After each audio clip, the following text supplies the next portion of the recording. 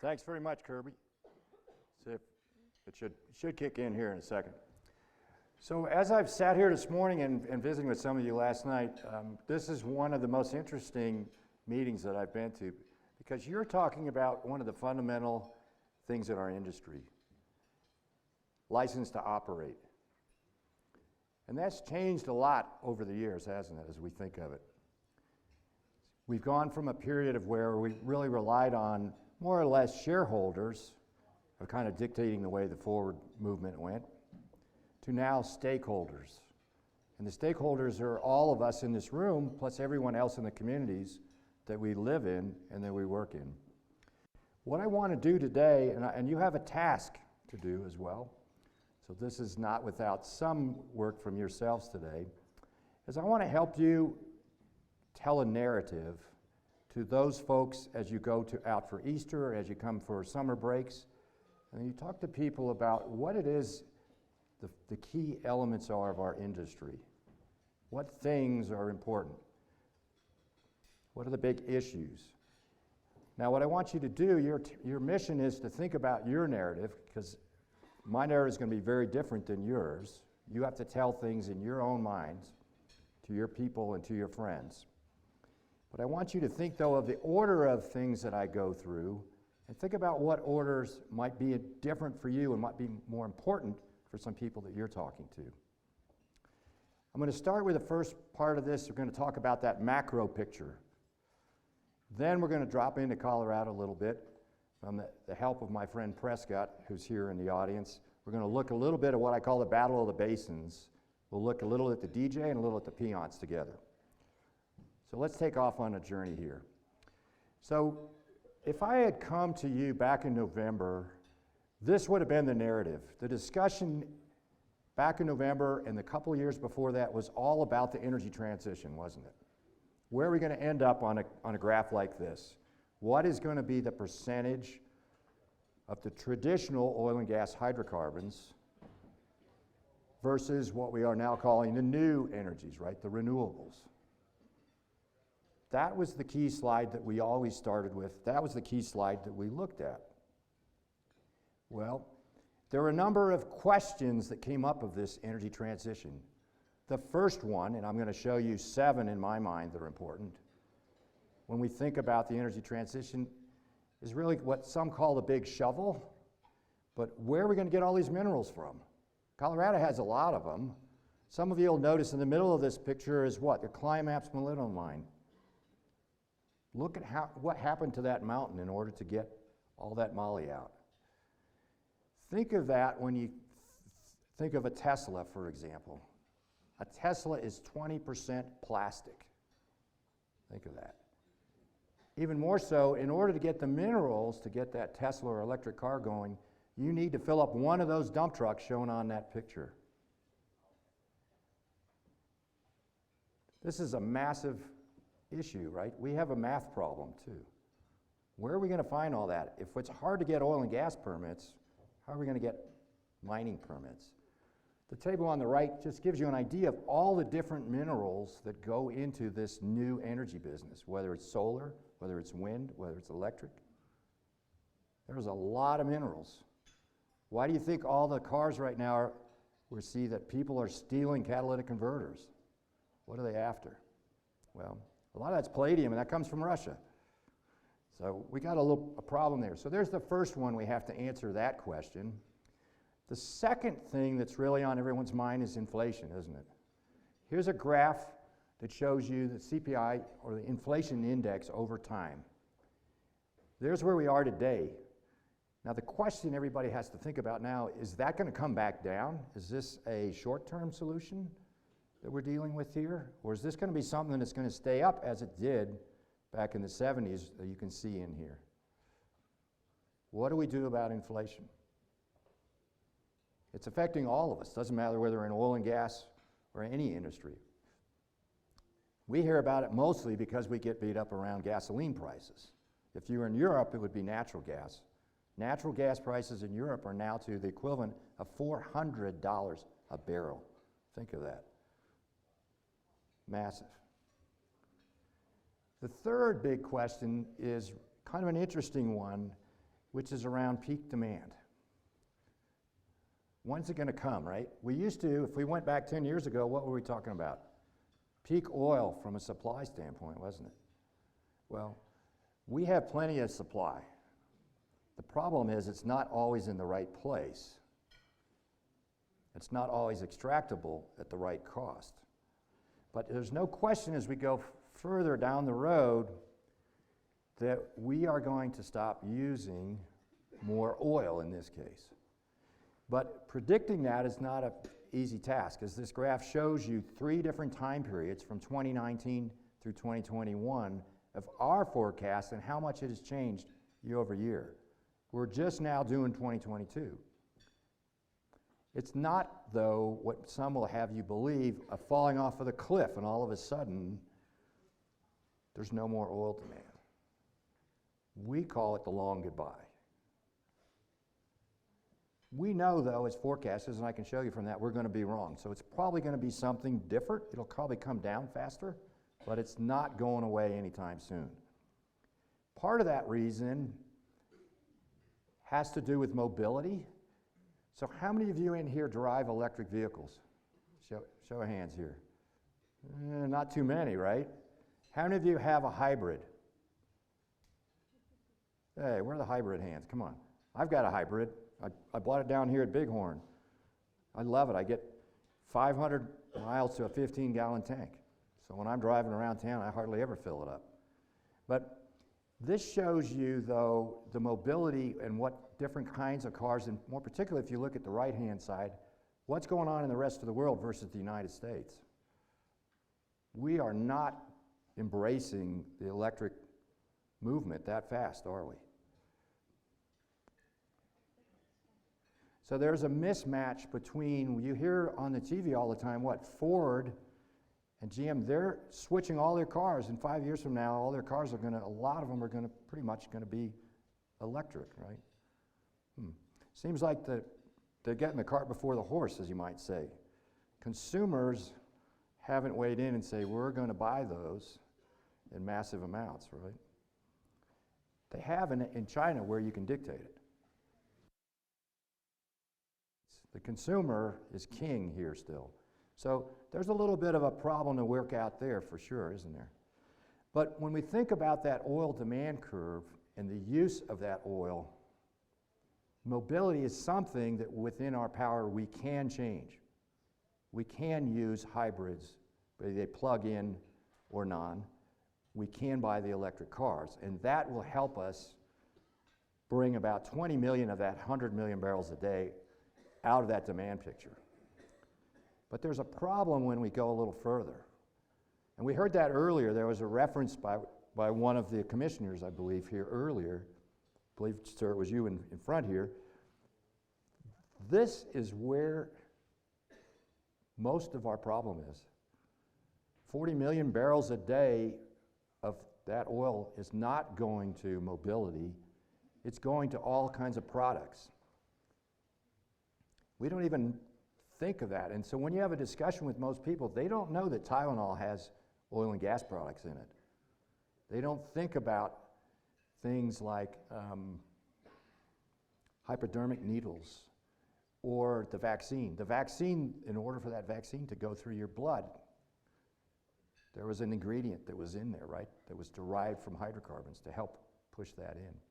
So it's in everything. That's a big problem. Maybe we need to change the name of what we call ourselves, oil and gas, and call ourselves hydrocarbons, one of life's essential elements, because it's in everything. And we don't have a substitution for that. And more so, if you're in one of these rural counties and you don't have a hookup to natural gas, what do? It's propane, right? Somebody's hauling it in on a truck. Or if you're out camping, you got one of those little canisters you're carrying along. Well, if you're in a poor country in the world, what do you exist on? Well, it's a propane that you carry on your donkey or on your back for miles. There is no substitution for that yet. We can't put a solar panel or a wind farm in a lot of those places. We're working on it, but it's not there. So this is a big dilemma, if you would, too, and a question we need to answer. Natural gas is a really interesting one. So it went from the fuel of the future, right, to all of a sudden it got vilified and said, whoops, this is bad, it's a fossil fuel. Then we came back again now as natural gas is a bridge to the future, but it's a bridge to hydrogen, which is an interesting one because we're still working on the hydrogen technology. But it is something that still is back on the menu for fuels, if we would. The administration, you've seen them do a 180-degree turn, right? Now all of a sudden, John Kerry and many of the other administration folks are talking about natural gas is part of the solution now. But there's a but after it, right? As long as we use it in a decarbonized way. But there's no question, and you look at this graph and you can see all those arrows, those are all the different uses in the future economy, if you would, of natural gas. It's critical to what a lot of us do. The next one that's more interesting perhaps for a lot of you in this audience is emissions, right? And we've been talking about that a lot. And that is one of, I would advocate, and we would in our shop, that there's not even a question anymore about emissions is the first ticket on the license to operate. And most of you in this room are already on your way to, by 2025 or 2030 for methane emissions to be zero. Colorado has one of the best records in the country and the world. It's something we can manage. And that's where we should focus, on things that we can manage. This shows you some of those companies on the left-hand side that have a 2025 target, the right-hand side a 2030. Where we have an issue, though, is converging that number. And we also have an issue on scale. So the bigger operators that you can see are mostly on this list can do that pretty quickly. But it's the independents, the mom and pops, where there are 4 or 5 people that they have smaller number of wells, less than 5,000 equivalent barrel production per day. They're the ones that have the most trouble in trying to make those goals. And unfortunately, that's something we as an industry have to figure out, how to help the smaller independents and not make this a divided answer. Right now, we're kind of in 2 camps, maybe 3, but we need to kind of coalesce those. And I would advocate, this is something that as an industry we can get out in front of, because we, from a PR standpoint, we're terrible, aren't we? We get painted every time there's something there, we're the biggest target there ever is. This is a narrative that we can own. Net zero in 2050, that's a whole nother story.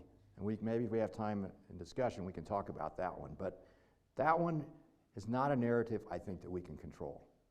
This one we can, because we're the ones that are doing the methane pollution. We're the ones that are looking at that and finding ways to harness that. So that was the old narrative. Some of that ports forward.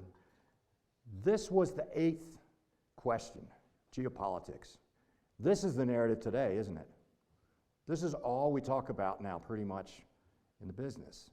Well, the graph shows you, and we heard that earlier from Meredith from the state about where the companies are, the top 3 producers in the world, and why is Russia so important when we think about it. Look at how remarkable the US growth was, right? I started working on unconventionals, as we called them back then, in 2006, and it was more or less nothing, right? Nobody even hardly knew what was going on. But look at that growth, something that's never happened anywhere in the world. But when we think about Russia, though, one of the things, you pick up the paper, it's really confusing, isn't it? Everybody's talking about, everybody's giving their opinion. Well, it's going to be 1 million barrels off production. Oh, it could be 4 million barrels off. There's all kinds of numbers floating all over the place, aren't there? Again, it's a forecast, isn't it? We know that it's very difficult. I showed you how much we've taken our forecast down just in over 3 years on demand itself for oil. This is the same thing. We have good visibility and ways to control some of these deficits. So if you start on the left-hand side here and move to the right, you can see that the amount of barrels that might go offline are shown. You can see underneath there the solutions we have. So the early solution that we have really, that you've heard from our government, is to what? Is to release oil from the Strategic Petroleum Reserve. Well, what happened when that went off the first time? Nothing much, right? We saw one day only or two a small price decrease in oil. But everyone knows it's a short-term fix. Everyone knows it's not really what controls markets. But you can start to see then the solutions as we build up in the amount of oil that might come offline. We think it's probably going to be more or less that 2 to 3 million barrels a day that's at risk, right?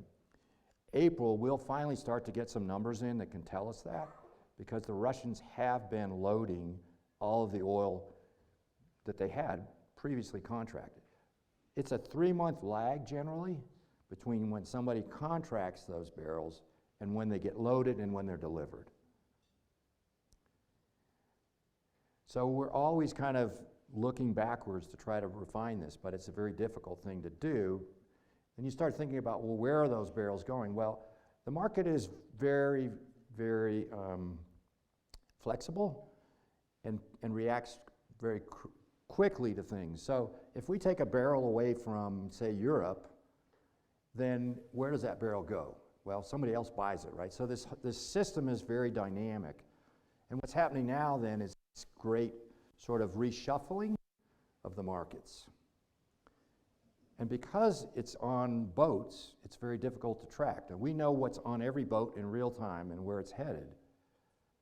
But until it gets to that actual port, you can't really put down in the win column that it went, instead of going to Europe, it went to China or it went to India.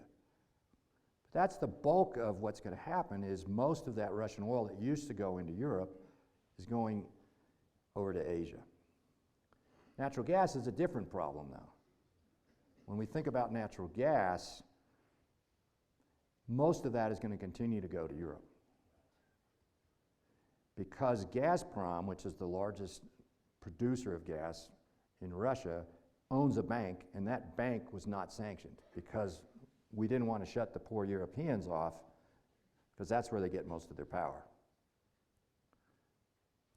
So it's a different game between oil and gas. So liquids they can shut off and the market will kind of easily recalibrate itself. Gas is a little more difficult because those cargoes can still move through LNG, but they don't have a lot of places where we can bring the LNG in yet. But that's the scenarios, and those are the things that can happen. Now, OPEC is not really doing much about it because they, again, are looking longer term. They're saying, well, you know, what if this turns around in 6 months, right? What if Putin, for some reason, decides, okay, I can figure out how to save face. I take part of the easternmost parts of Ukraine. We kind of go back to where we status quo, so to speak, and the markets sort of are never short, right? So there's lots of scenarios there, and that's what OPEC's watching, thinking, okay, this could be a short-term phenomenon, and we don't want to get caught up in that, right? But those are the different scenarios and the different ways that we can cure that. The only one that really starts to worry most people, and that's why it's in red, is that one on the far right. When we get over 4 million barrels a day, we do not have a way right now to change that. Notice none of those have U.S. production increased in them. We don't see it. So what does that do to prices when you think about oil prices? So here are a couple of scenarios for that too. Again, I warn you, don't pick one, right? We know we're going to be wrong. Probably going to be somewhere between that red line, which means not a lot of production gets taken offline, to that kind of purple line in the middle. We don't see that blue line as being the case. So oil prices are going to start to come back down as the system kind of resets.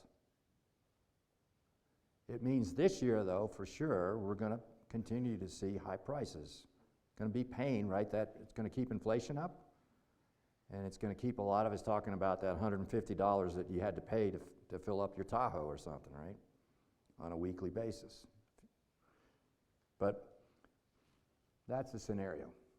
So hopefully you got an idea then of the narrative that you want to talk about and some of those questions you need to think about when you talk to your friends from the industry standpoint and what it is that are really important to think a longer term here and not short term. Now let's talk a little bit about Colorado and think about the same picture, if you would, and what could Colorado do here to kind of change the picture. And first of all, though, let's look at the United States as a whole. Left-hand side shows you a graph of, by individual plays, of North American production. And you can see that really peak that we had for many years, and it's going to take us a long time to get back up to close to 13 million barrels. A couple more years for sure to get there. Those were the heydays, right? Those were phase 1 and 2, as we call it, of the unconventional waves. We're crawling back up, but it's very measured. The industry, as was talked about earlier, is really paying a lot for not using capital discipline. We were outspending cash flow by 150%. That's not sustainable for anyone, right? Just think about yourselves, right? If you had a credit card and it just keeps going and going and going, you're toast, right? That's changed, and you can see that in the middle there. That's the cash flow and what the returns are. More importantly, we lost our credibility as an industry in 2010. From 2009 to 10, our rate of return on capital employed was in the double digits. It crashed, as you can see on this chart, after that, and we only now got back to that in the last 2 years. Only now. Because we started focusing on cash management, and many of these plays, quite frankly, got mature enough that we didn't need as much capital in order to maintain production. 60 to 70% of the capital that we use is all we need today in order to maintain the production levels that we used to have. What's happened on top of that, though, is shareholders are weighing in and saying, we want to see some return here, guys. We're used to seeing 4 or 5% a year of dividends from you. We're used to seeing rates of returns that are in double digits. If you go to Europe, that's what all the pensioners are on. Shell, BP, that's what everybody relied on.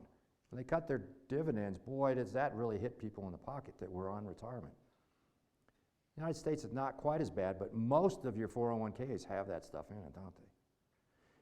So we're turning that around, and we are paying much more attention as an industry to the shareholders. And so if 60 or 70% is going back into business just to keep it flat, we're using the rest of that now to increase, by and large, shareholder return.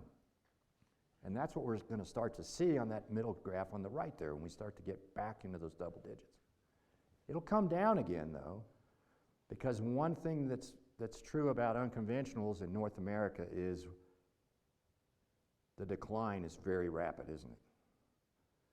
So when you think about the oil side of things, we have to replace more than 3 million barrels a day of production that's declining. And we're going to add, and this year we're going to add close to 1 million barrels of new production. Think of that. That's a huge feat. You don't see that anywhere else in the world. Not even the Saudis. Monstrous. Gas is a similar picture when we look on the left-hand graph there. That gives you an idea of the gas march that's going up too. Gas is going to continue to build. It's the Haynesville, it's the Marcellus, but the biggest competitor for gas is associated gas, isn't it? That's the one that shuts all plays down. We are one of the most efficient industries as far as capital deployment from play to play. It always shifts from the least cost producer back, right? It goes from the highest to lowest every time. And you can remember when it went from the Barnett, and then as soon as the Haynesville popped up, all the money went there. Well, when the Marcellus popped up, all the money went there. Then the Permian started, and we had all the associated gas. Here, the Piceance Basin, that's part of what happened to you here in the Piceance. You got out-competed by your friends down the road there in Midland. That gas is almost free for them, right? Because they're producing the liquids and it's associated. Got dry gas here by and large. Good news is it's coming back up. Now, when we look at the right-hand side, that shows you the demand, and it's almost all LNG these days. And that LNG is going to continue. Now, the president went to Europe and he said, well, we're going to increase the LNG. Well, that was already in the works. There's nothing new about that. We were already doing that. That 15 BCF a day, we had that already on the schedule. So to help our friends from Europe out, we're going to have to start to do some more.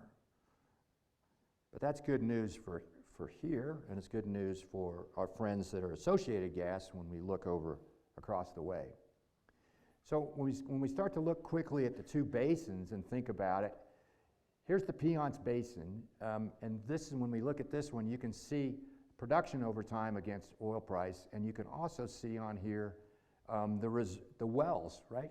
It's not a secret what happens when the price changes. Boom, you know, we stop drilling. It's economics, simple.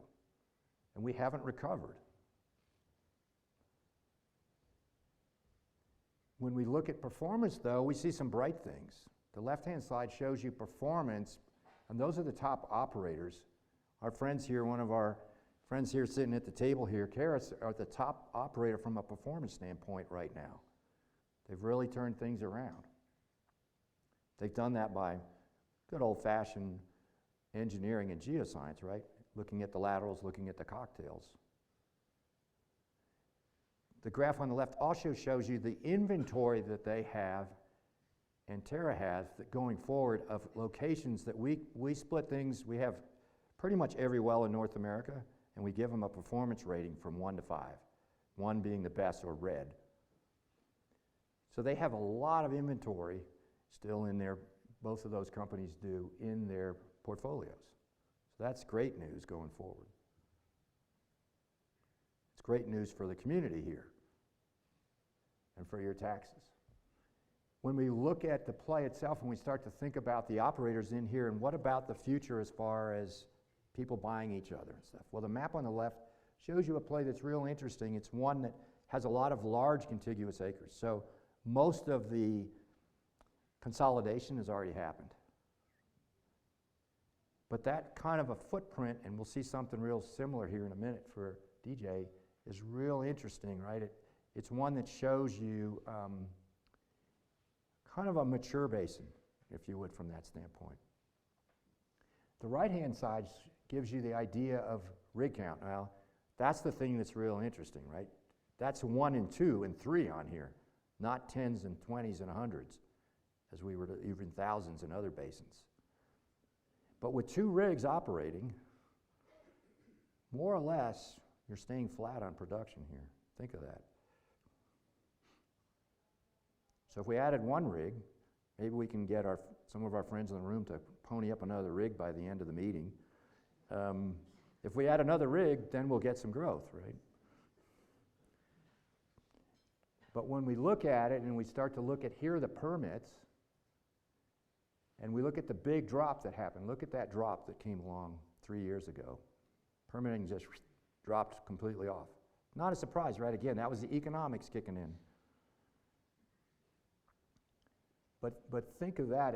That shows you pretty much that's kind of be a steady number of wells per year. 100 or so wells a year. 2 rigs. If we had a 3rd rig, think what we could do. So that's a little bit on the Piceance and what's its role. So as long as the gas prices, today I didn't look today, I don't look at the daily prices because I'm kind of more of a long-term thinker. But if we think of the price of natural gas going forward, for the next year or so, we are going to be in a pretty good spot here to continue that. And maybe our friends will contemplate another rig.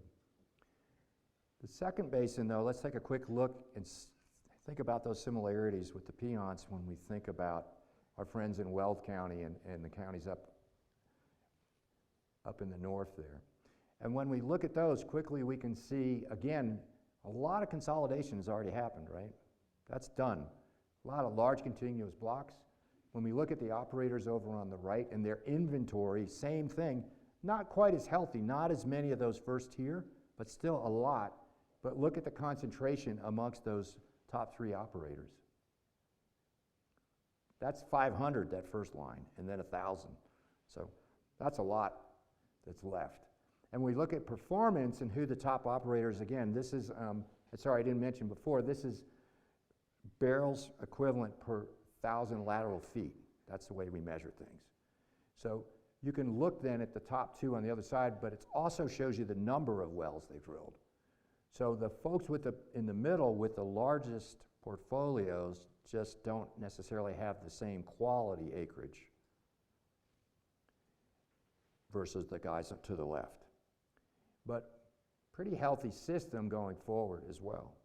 It's not an inventory problem going forward. And when we look at that, everything, whether it's IT or whether it's oil and gas, there's always what we call market makers and market takers. And this graph shows you pretty much there's 2 market makers here in the Piceance. You can see those 2, Caris and Tetra. And then if we come over to the right, there's 4 folks that control that play. Many of you are here in the room.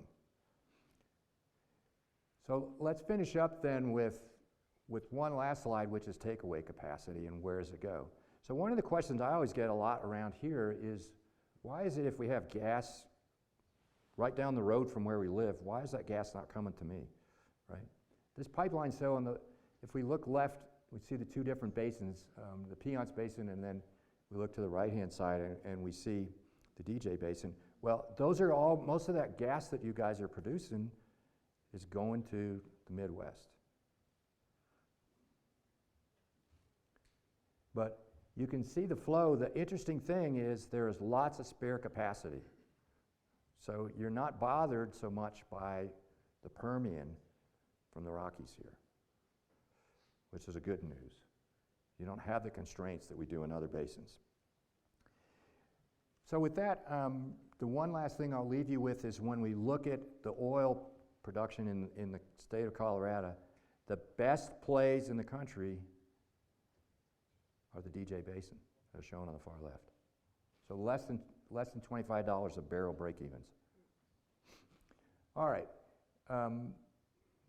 I'll skip here so we have a couple seconds or minutes for some questions.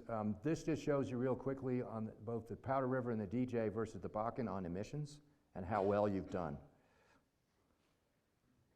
That's methane emissions. So gas production is green, and then you can see the flaring rates are down to 0 pretty much. So you're completing your job, both as regulators and operators. But that needs to be shouted out in your narrative. It's not shown. It needs to come. So hopefully now you've got some ammo as you go forward and start to talk to other people that you're friends with to think about a narrative that's different, that explains to them how vital this industry is, how much we've changed as we work more as partners between regulators and operators, between communities and operators. And how important, though, that oil and gas is for everything that we do. It's not just what we put in the pump or what we use to heat our houses. It's in everything, and we don't have a solution for that. We can work on some of the other parts easily, mobility for sure, but not a lot of those others. So thanks very much for paying attention, and I think we have a couple of minutes for questions, right, Kirby? Hi, I'm Tom Jankowski from Garfield County. My question, I saw when they did the air quality control presentation, they had global perspective, and I would like to talk a little bit about global perspective, because it seems like we talk about climate change, we just talk about it in the United States, but it's a global issue. And I believe in India there are 50 million people that don't have electricity, and the premier of India has said, we're going to get electricity to everybody within a decade. And that affects, how they do that affects the entire world. And do you want to touch on that a little bit? Yeah, absolutely. So you're right. The United States is probably the furthest along in Canada. I'd say North America. We're the furthest along in attacking the emissions problem. And mostly, we're starting with greenhouse gases. We didn't talk at all here about ozone yet, which I noticed it was briefly mentioned. But if you think of Salt Lake and probably Denver, how many times you go into ozone alerts? That's a big problem. But for sure, that's the big problem right now. So the developing world is trying to get more or less a pass on some of this versus the developed world. You know, China is the big one that's still out there as a major emissions person, right? And you look at what's happened is their coal use has actually gone up. Germany, which was one of the earliest adapters and closed down all their nuclear, of course, is paying the price. And what are they using right now? Coal. So when we go forward with the problem, I think what's happened is we've got policy out ahead of reality. And there was a wake up first in Europe, but actually before the Ukrainian war, right? If you remember last summer, the wind didn't blow. So there was huge problems there. They had to use more coal for that. Then we had, in China, we had a similar problem. They had shortages, and they had to start using more coal. And those of us from Texas or the Panhandle remember the little Texas Ice Age last 2 Februaries ago where nothing worked. So we've had a lot of wake-up calls about getting too far ahead of ourselves in this transition, and that this transition really is going to take an effort across the world. The Africans, well, I'll say one last thing. Africa, and we just had a meeting, I was in a meeting with 8 different ministers from African nations, and what we agreed is, look, we're still trying to harness our natural resources so we can get out of poverty, to your point. There's 1 billion people that they're carrying wood 20 miles. So don't expect us to go out here and worrying about so much the climate change issue until we can get the energy poverty issue solved. So I think the message that's out there right now, perhaps the best for the U.S. is right now in the United States, we seem to have a climate policy, but we don't have an energy policy. The UK just came out with an energy policy, which is well worth looking at. It has all the above and Australia as well. So maybe I hedged my comments a little bit to you, but hopefully that got there. Kirby, maybe one more? He's coming to you. It's working? Now it works. Thank you very much. So my name is Scott, but I'd just ask you to repeat on the mobility and the percentage of mobility is for the solution of kind of weaning off oil and gas. So most people that I visit with think that the problem's very solvable because they only look at mobility. That's a point you made very clear, and that's absolutely right. Would you go through again the percentages?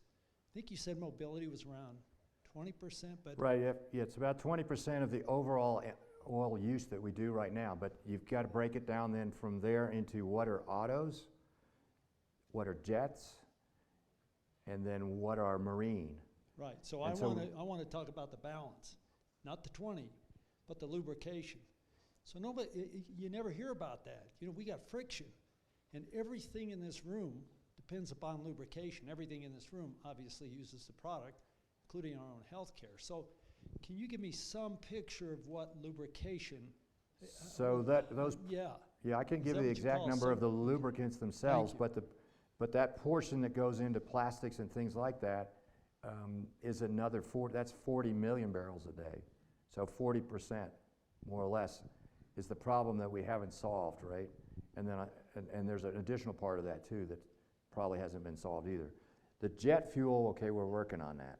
You've seen some, biofuel planes, kind of things going on. There's even some electric planes now. The electric ones right now are short hauls, right? Maybe from here to Denver or something, or from here to Salt Lake. Nobody's thinking about one from here to Europe yet. But they're working through that problem. I would say in the next 10 years, that's probably a solution that could happen. So we'll have planes and cars and boats. What we're worrying about right now is looking at either hydrogen or LNG. Those are the two that folks are looking at for boats. Because marine pollution is huge, huge. And jets are the only thing. Right now we're getting closer, but we're still not back on the consumption of jet fuel to where we used to be before COVID. That's the one that's lagged, because until recently most of us stayed home, right, or stayed in the country. We weren't getting on planes. Okay, but that's the critical thing is people don't realize is we don't have a solution. How, were you going to go back to wooden skis with metal outsides?